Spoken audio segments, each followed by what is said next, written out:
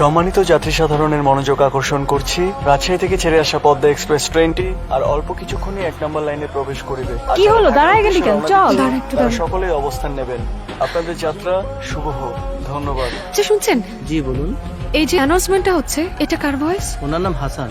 হাসান সাহেবের সাথে একটু দেখা করা যাবে? উনি এই সামনে অ্যানাউন্সমেন্ট রুমে বসেন। আপনি হাসান সাহেব? না তো, হাসান সাহেব কোথায়? তো লাঞ্চে কোয়ার্টারে গেছে, সামনে স্টাফ কোয়ার্টার। আপনি একটা উপকার করতে পারবেন? রূপা, পড়াশোনা বাদ দিয়ে কি করস? আমা, লাবণীর সাথে কথা বলতেছি। হ্যালো। হ্যালো, জি, আমি রূপা। আপনি আমাকে চিনবেন না বোধহয়। বেশ কয়েকদিন আগে আপনি আপনার এক বন্ধুকে কল করতে গিয়ে এই নাম্বারে ফোন করেছিলেন। সেদিন আমার কাজিনকে ট্রেনে উঠিয়ে দিতে গিয়ে আমি একটা কণ্ঠস্বর শুনতে পাই। আমি নিশ্চিত এই কণ্ঠস্বর আপনার, তাই ভাবলাম আপনাকে একটা কল করি। অদ্ভুত, আপনি আমার বাসার নাম্বার কোত্থেকে পেলেন? এটা তো পাওয়ার কথা না।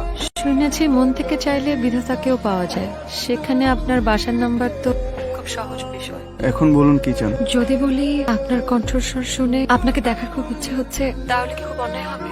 মানুষ দূর থেকে সুন্দর, কাছে টেনে কেন সুন্দর বানাতে চাচ্ছেন? রাত অনেক হয়েছে, ভালো থাকুন। এই নে তোর জন্য গরম গরম ভাপা পিঠা আর চা। একটা পুরুষের কণ্ঠ এত সুন্দর হয় কিভাবে? প্রেমে পড়লে একটু বেহায়াপনা করতেই হয়। কে বললো প্রেমে পড়েছে? রং নাম্বার একটা ফোন আসলো আর প্রেম হয়ে গেল? প্রেম কখনো বেকার মেনে আসে না, জাস্ট হয়ে যায়। তুই তো একদম দার্শনিকদের মতো ভারী ভারী কথা বলছিস। চিরন্তন কথা সবসময় ভারীই হয়। মা বানিয়েছে? হ্যাঁ, হ্যালো, কে বলছেন? হাসান সাহেব, আপনি আবার কল করেছেন? শুনুন, আপনি কবে দেখা করবেন সেটা বলেন। নয়নপুর স্টেশনে আসে, যদি সত্যি বলে আসতে পারেন তাহলে ভাবা যায়। সত্যি কথা বললে আসবেন? আসবো, সত্যি? সত্যি।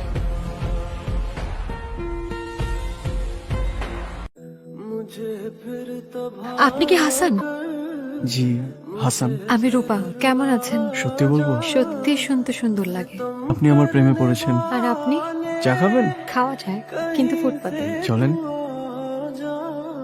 আপনার কণ্ঠে কি আছে বলেন তো? আমাকে বেহায়া বানিয়েছে। আপনি আমার মায়া ফেসেছেন। আর আপনি? রূপে। রূপ তো ক্ষণিকের, রূপ চলে গেলে ভুলে যাবেন। সে পথ বন্ধ। কেন? আমি তোমার প্রেমে অন্ধ। হাসান সাহেব, আপনাকে খুঁজছিলাম। এই আপনাকে একটু জরুরি প্রয়োজনে সৈয়দপুর যেতে হবে। হ্যাঁ হ্যাঁ, সৈয়দপুর। এই যে শুনছেন? জি বলুন। হাসান সাহেবকে দেখছি না, উনি কোথায়? উনি তো 3 দিনের জন্য ট্রেনিং এ গেছেন। আমাকে না বলে চলে গেল।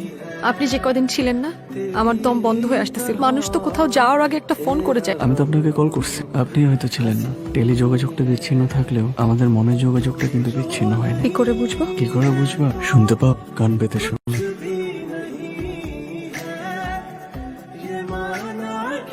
হ্যালো, কি ভাই, বন্যে নিয়ে তো ভালোই গর্ব করেন। আজকে তো সিপাই দেখলাম কাল লগে জানি জড়াজড়ি করতেছে। আর আপনি এত বড় একটা ভাই হইয়া এগুলো দীক্ষাও দেখেন না।